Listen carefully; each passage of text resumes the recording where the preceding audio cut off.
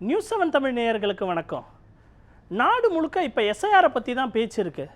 இந்த எஸ்ஐஆரில் என்ன மாதிரியான நடவடிக்கைகள்லாம் பொதுமக்கள் கடைபிடிக்கணும், இந்த எஸ்ஐஆர்னால் என்னென்னு டீட்டெயிலாக விளக்கிறது தான் நம்மளோட இந்த காணொளி. வாக்காளர் பட்டியல் சிறப்பு தீவிர திருத்தம் அப்படின்னா என்ன? எலெக்ஷன் கமிஷன் ஆஃப் இந்தியாவுக்கு இந்திய அரசியலமைப்பு சட்டம் ஆர்டிக்கல் 324 படியும் எலெக்ஷன் கமிஷன் ஆஃப் இந்தியா ஒரு வாக்காளர் திருத்த பட்டியலை ஒவ்வொரு எலெக்ஷனுக்கு முன்னாடியும் வெளியிடுவது வழக்கம். இந்தியாவில் 8 முறை இந்த எஸ்ஐஆர் நடைபெற்றிருக்கு. இதுக்கு முன்னாடி 1951லேருந்து 2004 வரைக்கும் 8 முறை இந்த எஸ்ஐஆர் ரிவிஷன் நடந்திருக்கு. எஸ்ஐஆர் ஏன் நடத்துகிறாங்கன்னு எலெக்ஷன் கமிஷன் சொல்லுதுன்னா, ஒரு ஓட்டர் 2 இடத்துல ஓட் பண்ணக்கூடாது அப்படின்றதுக்காகவும், ஒரு புலம்பெயர்ந்த வாக்காளர்களுக்கு ஓட்டு விட்டு போயிடக்கூடாதுன்னு, இறந்த வாக்காளர்களை நீக்கிறதுக்கும், தவறான வெளிநாட்டை சேர்ந்த யாரையும் வாக்காளர் பட்டியலில் இணைச்சிடக்கூடாதுன்றது தான் இதோட நோக்கம்னு அறிக்கையில் சொல்கிறாங்க. இப்போ இந்த வீடியோவை பார்க்குறதுல முக்கியமாக சில அதிகாரிகளை நம்ம தெரிஞ்சுக்கணும். தேர்தல் அதிகாரிகள் யார் யார்? முதல்ல சீஃப் எலெக்ஷன் கமிஷனர் இருப்பார், அவருக்கு கீழே டிஇஓ இருப்பார், மாவட்ட தேர்தல் அதிகாரி இருப்பார், அப்புறம் இஆர்ஓ வாக்காளர் பதிவு அலுவலர் இருப்பார், அதுக்கப்புறம் ஏஇஆர்ஓ உதவி வாக்காளர் பதிவு அலுவலர் இருப்பார், அதுக்கப்புறம் பிஎல்ஓ வாக்குச்சாவடி நிலை அலுவலர். இவங்க தான் இந்த ப்ராசஸை, இந்த எஸ்ஐஆர் ப்ராசஸை தமிழ்நாட்டில் நடத்த போகிறாங்க. இதில் குறிப்பாக பிஎல்ஓவோட பங்கு தான் ரொம்ப முக்கியம். வாக்காளர் பட்டியலை திருத்துறதுக்கு இந்த எஸ்ஐஆரில் நவம்பர் 4 முதல் டிசம்பர் 4 வரைக்கும் கணக்கீடுக்கான காலமாக சொல்லப்படுது. இந்த நேரத்தில் தான் இந்த பிஎல்ஓ இந்த வாக்காளர் பட்டியல் சிறப்பு தீவிர திருத்தத்தை நடத்த போகிறாரு. இதில் மெயினாக அவங்க எனுமரேஷன் ஃபார்முன்ற ஃபார்மை கொண்டு வருவாங்க. அந்த ஃபார்மில் ஆல்ரெடி உங்களோட டீட்டெயில்ஸ் பாதி அதில் இருக்கும். இந்த பிஎல்ஓவோட ஆக்சுவலாக என்ன வேலை அப்படின்னு பார்த்தீங்கன்னா, ஒவ்வொரு வீடு வீடாக சென்று ஆய்வு நடத்தணும், கணக்கீடு நடத்தணும்.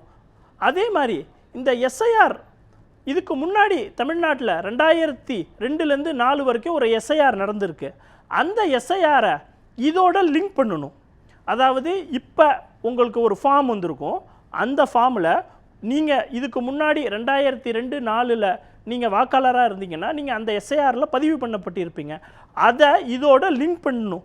இதுதான் ரொம்ப முக்கியமான விஷயமா, இந்த பகுதியை தான் ரொம்ப முக்கியமான விஷயமா பார்க்குறாங்க. ஏன்னா ஆல்ரெடி நீங்கள் எஸ்ஐஆரில் இருந்திருப்பீங்க, அதை இப்போ எடுக்கக்கூடிய இதில் லிங்க் பண்ணுறது தான் ரொம்ப முக்கியமான விஷயம். அப்படி லிங்க் பண்ணிட்டோம்னா எந்த டாக்குமெண்ட்ஸும் தேவையில்லை. இப்போ முதல் கட்டமாக நடத்துகிற எஸ்ஐஆரில் பீகாரில் சில டாக்குமெண்ட்ஸ் எல்லாம் கேட்கப்பட்டுச்சு. அந்த மாதிரி இங்கே எந்த டாக்குமெண்ட்ஸும் கேட்கல. அதுக்கு பதிலாக என்ன பண்ணுறாங்கன்னா, லாஸ்ட் எஸ்ஐஆரில் நடந்த இன்ஃபர்மேஷனை தான் கேட்குறாங்க. அதுவும் உங்களுக்கு தெரியலைனாலும் பிரச்சனை கிடையாது. வர பிஎல்ஓ கிட்ட அந்த இன்ஃபர்மேஷன் இருக்கும். இதை நம்ம ஆன்லைன் மூலியமாகவும் லாஸ்ட் எஸ்ஐஆர்லேருந்து நடந்ததை நம்ம ஆன்லைன் மூலமாகவும் எடுக்கலாம். சப்போஸ் நீங்கள் அப்படி இல்லைன்னா தான் அடுத்த கட்ட இதுக்கு போகும். இதில் நீங்கள் பதியப்பட்டிருந்தீங்கன்னா ஈஸியாக இதை லிங்க் பண்ணிடுவாங்க, மேட்ச் பண்ணிடுவாங்க.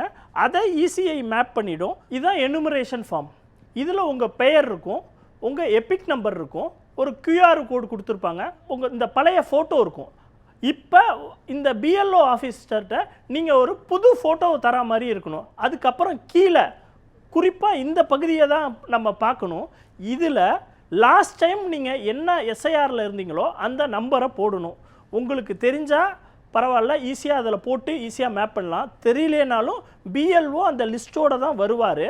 அப்படி கண்டுபிடிக்க முடியலனாலும் ஆன்லைனில் நீங்களே கூட இதை தேடி எடுக்கலாம். அதில் உங்களுடைய லாஸ்ட் எஸ்ஐஆரில் நீங்கள் வாக்காளராக இருந்தீங்கன்னா அந்த டீட்டெயிலை எடுக்கணும்.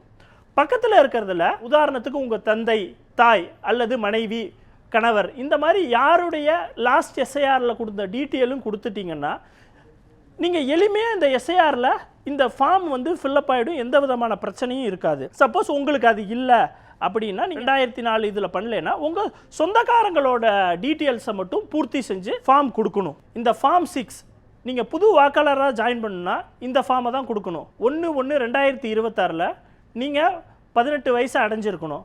அவங்களுக்கு இந்த ஃபார்ம் 6 மூலியமாக ஓட்டருக்கு என்ரோல் பண்ணலாம். அதோட ஒரு டிக்ளரேஷன் ஃபார்மையும் சேர்த்து நீங்கள் கொடுக்கணும். அடுத்தது இந்த ஃபார்ம் 7. இதில் யாராவது உங்கள் வீட்டில் இறந்து போயிருந்தாலோ இல்லைன்னாலோ அவங்களுக்கு இந்த டெலிஷன் ஃபார்மை கொடுத்துடலாம். இது ஃபார்ம் 7. இது ஃபார்ம் 8. நீங்கள் கரெக்ஷன், உங்கள் பேரில் கரெக்ஷன் இருக்குது, அட்ரஸ் சேஞ்ச் பண்ணணும், ஷிஃப்டிங் ஆகிட்டீங்க அப்படின்னா இந்த ஃபார்ம் 8 கொடுக்கலாம். இது எல்லாமே இந்த பூத் லெவல் ஆஃபீஸர்கிட்ட கொடுக்கணும். இது எல்லாமே நவம்பர் 4லேருந்து டிசம்பர் 4 வரைக்கும் இந்த ப்ராசஸ் போயிட்டுருக்கும். இதை இந்த ஆன்லைன் மூலியமாகவும் நீங்கள் பண்ணலாம். voters.eci.gov.in all ECI net app மூலியமாகவும் பண்ணலாம்.